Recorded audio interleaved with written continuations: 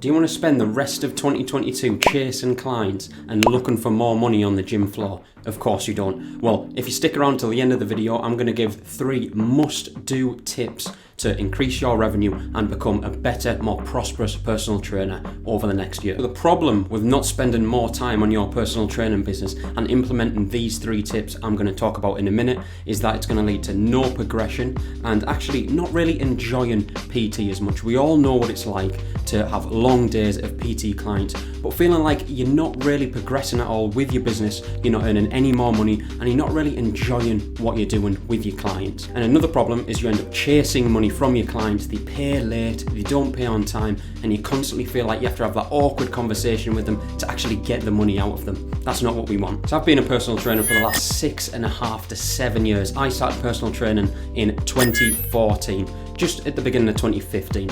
And I remember all those days when I used to go in, have 5 to 7 clients back to back. I'd be charging the average going rate of £25 to £30 per hour. But I always felt like the clients I was training, I loved training them, don't get me wrong, but sometimes they'd pay late. I felt like I had to have that awkward conversation, and I wasn't really optimizing my systems so that I could earn more money per hour of time and actually bring more clients into my world. I always had that worry of that if a client dropped off, I was wondering, where's my next client going to come from? Or are they going to be someone who's actually going to be long term? Are they going to be someone who's going to pay on time? All these things running around in my head, which I really wanted to make sure that I optimized so I had a steady stream of clients and I knew that I was going to get paid on time. I used to take on clients at around £25 to £30 per hour, as I said, and then I would get them to either pay upfront for a block of 5 or a block of 10 sessions or pay as you go as well. And I'm going to talk to you in a few minutes, if you stick around, to what a more efficient way of doing it so you don't need to do that.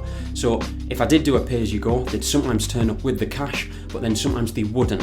And then what used to happen is it'd make me get a little bit stressed because I didn't know exactly if the client was going to bring the money into the session, if they were going to pay on time, because we're personal trainers, we have bills to pay as well. But I did this because I thought it was the only thing that we could do as PTs. I thought that everyone did block bookings, I thought that everyone did pay as you go, and I thought it was just the right thing to do and the only thing to do to optimize my business. The consequence of this, as I said, was that I wasn't able to efficiently run my business, to scale, to earn more money per hour of time, to earn more money per month, and actually enjoy being a PT until I actually learned these 3 must-do tips. We also speak about this a lot more on our Personal Trainer Portal podcast. I'm going to put the links in the description to our links to Spotify and Apple Music if you want to hear the full in-depth way of how to optimize your business as well. But for now, we're going to dive into the 3 main must-do tips for you to do to optimize your personal training business on the gym floor in 2022. So the number 1 thing you need to implement is simply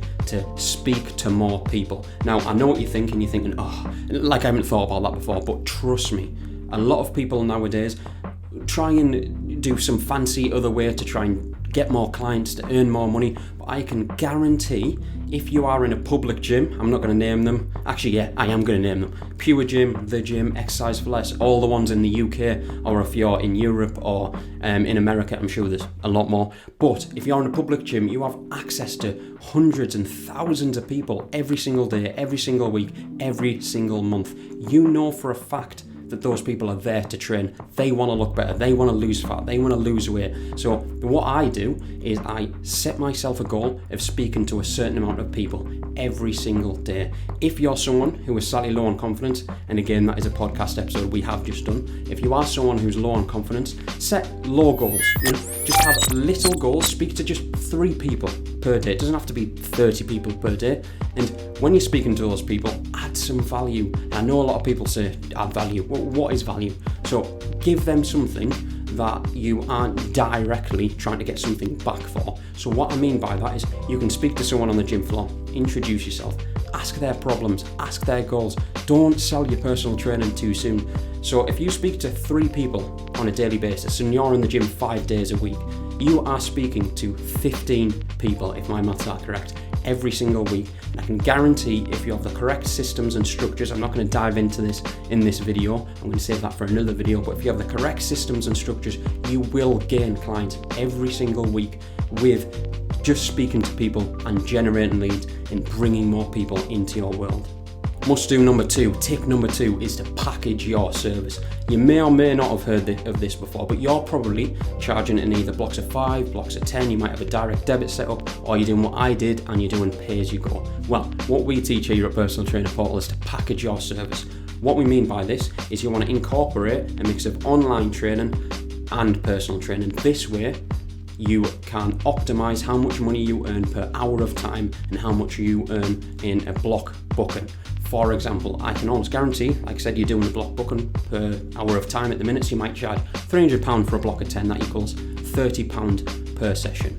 But that means you are charging your time per hour. Whereas if you package your service, again, I'm not going to delve into this too much in this episode, I'll save it for another episode, and it is another podcast episode we have done, but you're mixing personal training and online training so that someone is buying in to an end result. So you might do a 12-week package to lose fat for middle-aged women, for example. This way you have a specific targeted niche, you have an end goal for someone to achieve by a specific time frame.